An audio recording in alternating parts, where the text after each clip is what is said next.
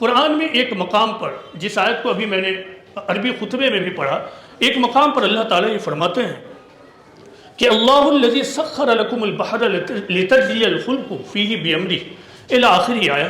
اللہ تعالیٰ یہ کہتے ہیں کہ یہ اللہ ہی ہے جس نے سمندر کو تمہارے لیے مسخر کر دیا، جس نے سمندر کو تمہارے لیے مسخر کر دیا تاکہ اللہ کے حکم سے اس میں کشتیاں چلیں، تاکہ تم اللہ کے فضل کو تلاش کرو اور تاکہ تم اللہ کا شکر کرو۔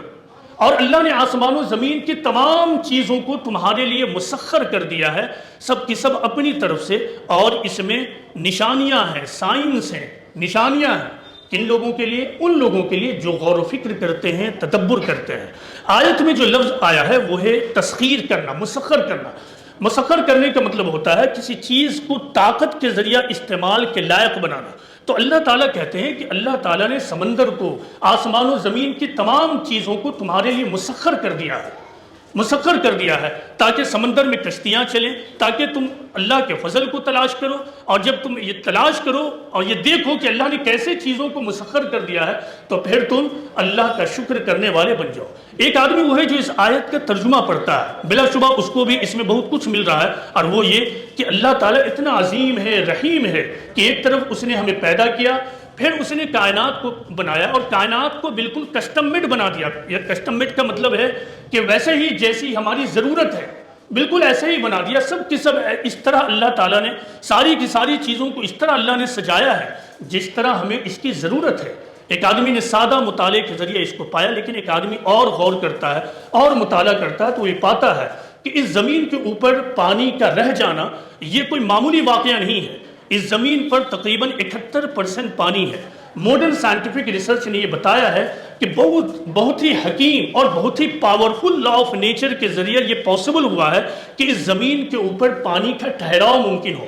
ایک طرف اللہ تعالیٰ نے زمین میں گریویٹیشنل فورس دیا جو پانی کو تھامے رہے، دوسری طرف سمندر کے اوپر تقریباً 5 میل کا ہواؤں کا ایک کور اور غلاف ہے جو پانی کے اوپر سے پریشر بناتا ہے، دباؤ بناتا ہے، تب یہ ممکن ہوتا ہے کہ پانی سمندر کے اوپر ٹھہرے۔ آپ کو معلوم ہے کہ ہم جس زمین کے اوپر رہتے ہیں یہ زمین ساکن نہیں ہے، ٹھہری ہوئی نہیں ہے، اسٹیٹک نہیں ہے، بلکہ یہ مسلسل گھوم رہی ہے، ایک طرف لٹو کی طرح اپنی ایکسس پر، اور دوسری طرف یہ اپنے آربٹ پر لگاتار گھوم رہی ہے۔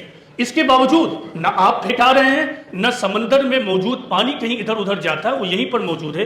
یہ اللہ کا قائم کیا ہوا تسخیر ہے۔ اسی بات کو اللہ تعالیٰ کہتے ہیں کہ ہم نے سمندر کو مسخر کر دیا۔ مزید غور کرے گا ایک آدمی تو یہ پائے گا کہ اس خود پانی کے اندر اللہ تعالیٰ نے ایسے لا آف نیچر کو رکھا جس کے ذریعہ یہ ممکن ہوا کہ کشتیاں اور شپس پانی کے اوپر تیرنے لگے، اور وہ قانون کیا ہے؟ اس قانون کو موجودہ سائنس میں ہائیڈرو اسٹیٹکس کہتے ہیں، اور جس کی ایک برانچ کو بائنسی کہتے ہیں۔ بائنسی کیا ہے؟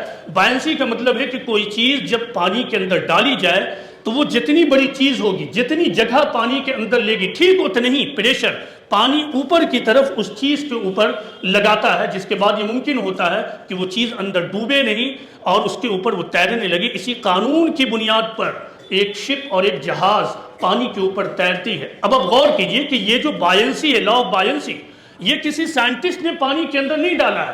سائنٹسٹ نے صرف یہ کیا ہے کہ یہ معلوم کیا کہ کوئی چیز پانی کے اندر کیوں نہیں ڈوبتی ہے۔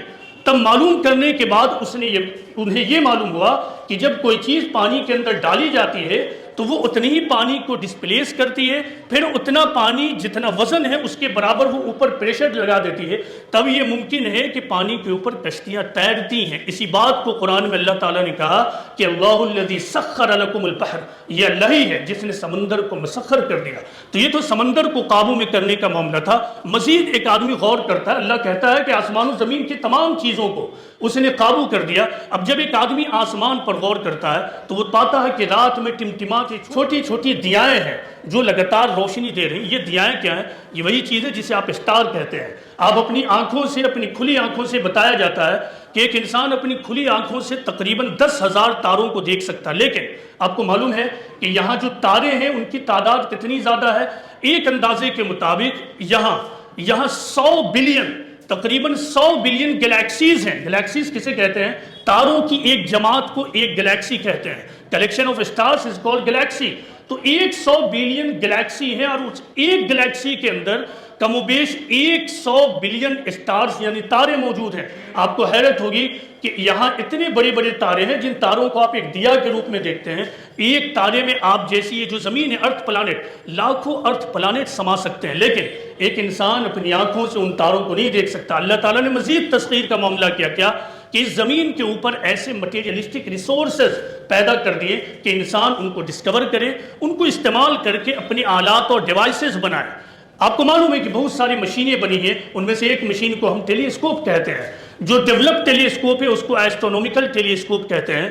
یہ تمام چیزیں جنہیں سائنٹسٹ نے بنایا ہے، ان چیزوں کو سائنٹسٹ نے خود پیدا نہیں کیا، بلکہ ان چیزوں کو یعنی ان تمام ڈیوائسز کے جو را مٹیریل ہے اللہ تعالیٰ نے اسی زمین پر رکھ دیا تھا۔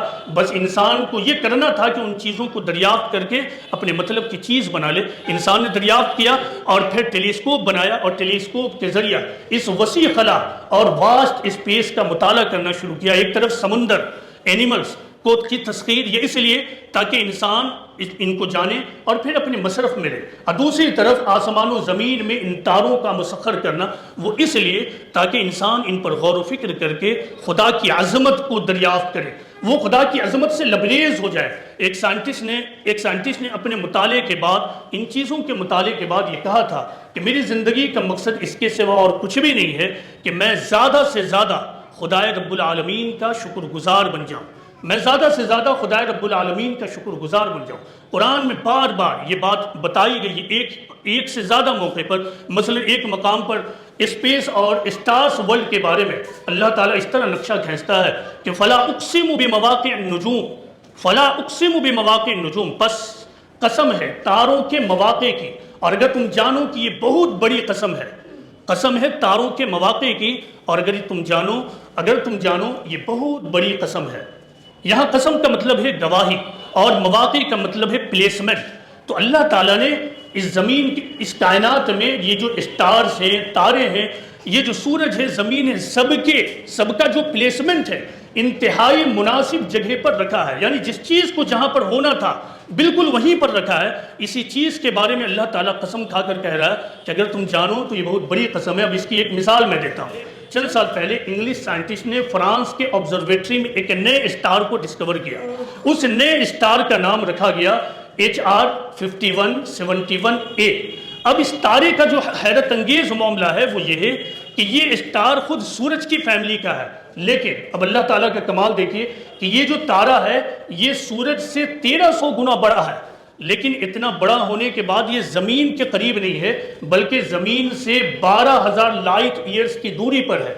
زمین سے سورج 148 ملین کلومیٹرز کی دوری پر ہے، لیکن یہ جو نیا اسٹار ڈسکور ہوا یہ اسٹار زمین سے تقریباً 9.5 ٹریلین کلومیٹر کی دوری پر ہے، 9.5 ٹریلین کلومیٹر یا 12,000 لائٹ ایئرز کی دوری پر۔ اگر یہی اسٹار، یہی تارہ اس مقام پر ہوتا جہاں پہ آج سورج ہے تو پھر اس زمین پر زندگی ناممکن ہو جاتی، انسان جل بھن کر مر جاتے ہیں، یہاں کوئی بھی چیز بسنے کے لائق نہیں ٹھہرتی۔ یہ وہ چیزیں ہیں جس کو اللہ تعالیٰ کہتا ہے کہ ہم نے سمندر کو مسخر کیا، ہم نے آسمان و زمین کی تمام چیزوں کو مسخر کر دیا، اور آگے کیا کہا؟ آگے یہ کہا کہ ان تمام چیزوں میں غور و فکر کرنے والوں کے لیے نشانیاں ہیں۔ تو یہ فائدہ ہے تدبر اور تفکر کرنے کا۔